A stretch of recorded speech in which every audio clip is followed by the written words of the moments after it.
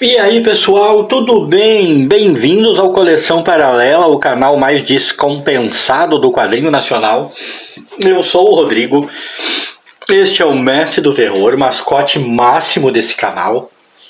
Presença importantíssima nos vídeos, mais importante, quase mais importante do que eu. Às vezes só não é mais importante porque ele não fala, ele não pode apresentar o quadrinho.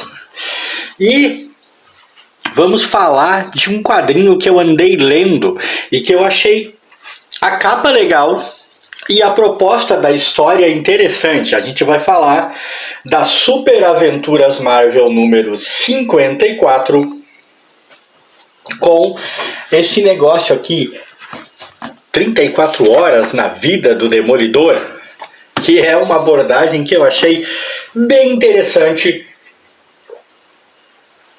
Pausa pro suco. Embora não tanto dinâmica quanto eu pensei que seria. É aquela coisa das expectativas, né? Então, andei lendo essa aventura faz algum tempinho. A história principal é essa. Demolidor, 34 horas. Com o argumento do D.G. Chichester. Esse nome é muito estranho. Pelo menos para um cara que tem uma péssima pronúncia como eu. E os desenhos do Ron Garney. Os desenhos até que são legal. A história se propõe a exatamente o que o título diz. A mostrar a progressão de 34 horas na vida do Demolidor. As coisas que ele faz nesse período, as pessoas que ele salva. A impressão que eu fiquei dessa história, eu já vou dizer de cara primeiro o que meio que me decepcionou. O que eu esperava e que não aconteceu. Eu imaginei uma história com mais linearidade. E acho até que isso é falta de imaginação da minha parte. Eu imaginei uma história que mostraria o Demolidor, por exemplo, numa única investigação, tipo aqueles casos, tipo CSI, tipo casos arquivados, quem aí assiste os Discovery Channels e A&Es da vida, em que o Demolidor iniciaria essas 34 horas fazendo uma investigação e seguiria até o fim, lidando com essa investigação. No entanto, a abordagem é outra. É literalmente o Demolidor fazendo uma pá de coisas durante 34 horas. E admito que, embora não fosse o que eu esperava, eu também achei uma abordagem interessante. Até porque mostra o Demolidor tremendamente urbano, velho. Mostra um Demolidor tremendamente urbano. Fazendo coisas, corrigindo coisas como, por exemplo, o cara que a mulher parou o táxi e ia pegar e ele roubou, aspas aí, né, o táxi dela, ele ia pegar o táxi na frente dela e deixar ela para trás, e o Demolidor impediu isso. E o que você acha? A justiça do Demolidor literalmente agindo em todos os meios. Aí tem o Demolidor impedindo assaltos, entregando os bandidos, tem o Demolidor lidando com desordeiros, com vândalos. Tem o Demolidor salvando gente de ser atropelada.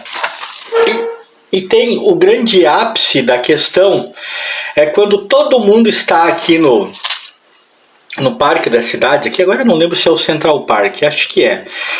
Todo mundo, um malabarista, uns caras que estão filmando uma cena de um filme que simula uma perseguição com armas, simula um assalto, um policial aposentado, e eles estão caminhando, aposentado não, de apaisano eu acho, e eles estão caminhando para o desastre, porque todas essas histórias vão se encontrar, todas essas histórias vão se chocar.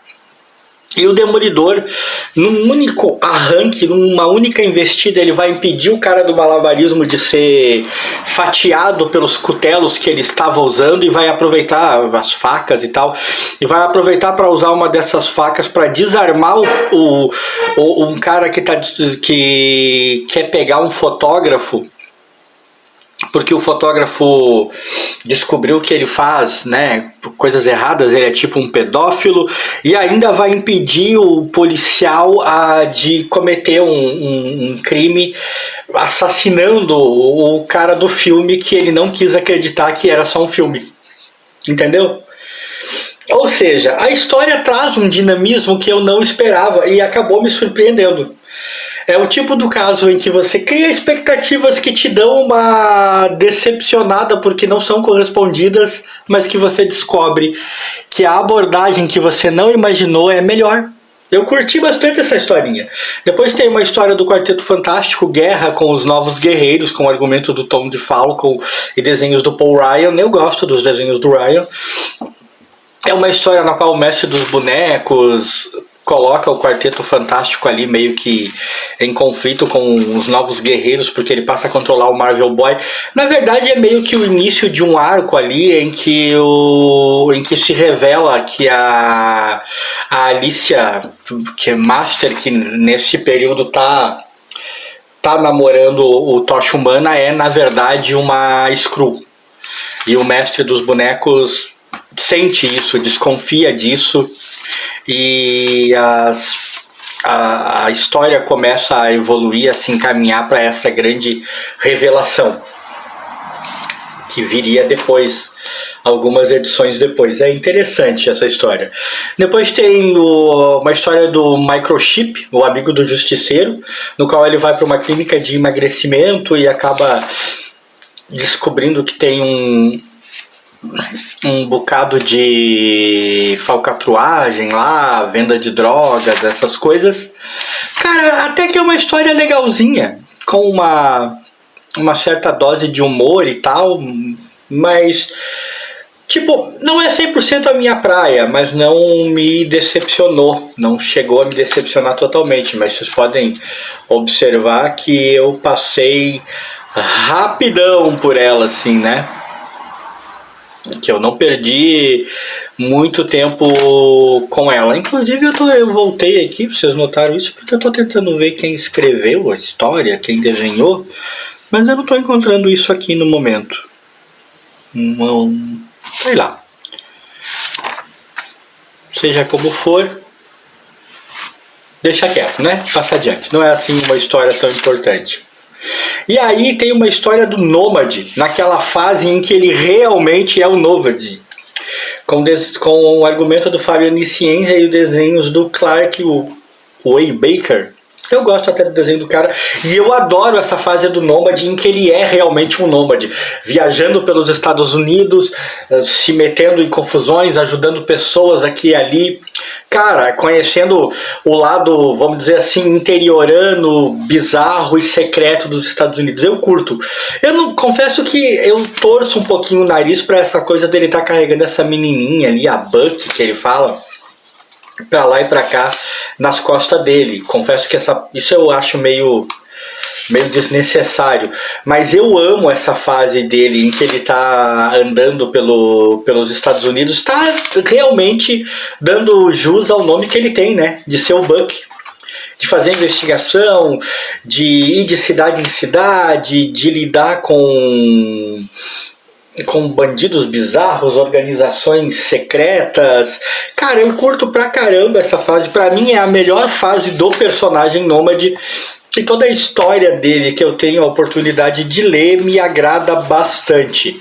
No final das contas, a Super Aventuras Marvel número 154 acabou se revelando uma leitura prazerosa, com pelo menos duas histórias que me interessam muito, que foi a do Demolidor e a do Nômade.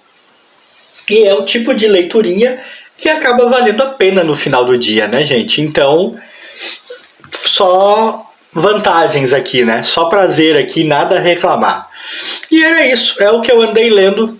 Vocês conhecem essa história, principalmente a do Demolidor? Vocês também imaginaram que haveria uma abordagem diferente na ideia de se perseguir o Demolidor por 34 horas? Se sim, conta aí nos comentários pra mim, eu vou gostar de saber. Vocês gostam dessa fase do Nômade, em que ele é realmente um nômade? Curtem essa parte? Ou preferem aquela fase mais clássica, ele com aquele uniforme que eu achava meio estranho, andando por aí como parceirinho do Capitão América? Gosto é gosto, a gente não discute. Mas desse vídeo, se você curtiu, se você gostou, likezinho aí pra mim, pro bom e velho mestre do terror. E claro, fui!